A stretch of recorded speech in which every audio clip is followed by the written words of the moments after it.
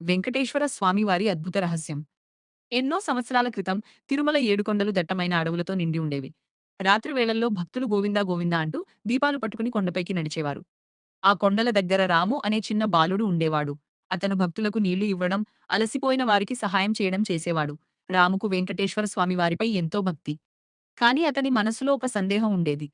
స్వామివారు నిజంగా భక్తులను కాపాడితే ఎందుకు ఎప్పుడూ మన ముందుకు రారు?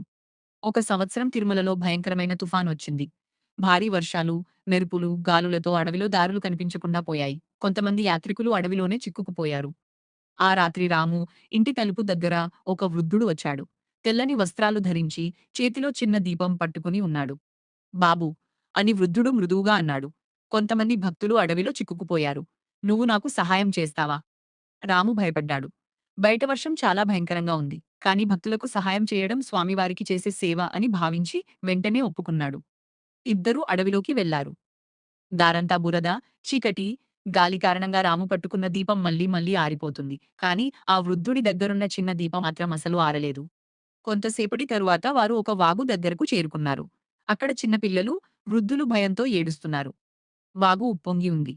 దాటడం అసాధ్యం. అప్పుడు ఆ వృద్ధుడు పెద్ద చెట్టును ఒంటరిగా ఎత్తి వాగుపై వంతెనలా పెట్టాడు. రాము ఆశ్చర్యపోయాడు. తాతయ్య మీకు ఇంత శక్తి ఎలా వచ్చింది? అని అడిగాడు. వృద్ధుడు చిరునవ్వు నవ్వాడు. భక్తులను కాపాడే శక్తి భక్తి నుంచే వస్తుంది బాబూ అన్నాడు. అందరినీ సురక్షితంగా ఆలయం దగ్గరకు తీసుకొచ్చేసరికి తెల్లవారింది. అకస్మాత్తుగా ఆలయ గంటలు ఎవ్వరూ మోగించకుండానే మోగడం ప్రారంభించాయి.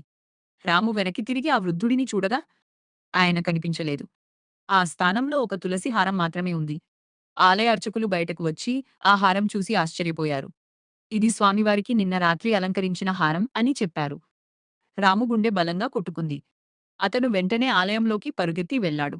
అక్కడ స్వామివారి విగ్రహం పాదాల దగ్గర అడవి బురద కనిపించింది. అప్పుడు రాముకు అర్థమైంది. వెంకటేశ్వర స్వామివారు భక్తులను కాపాడటానికి ఎప్పుడూ ఉంటారు. కానీ ప్రతిసారి మహిమలతో కనిపించరు.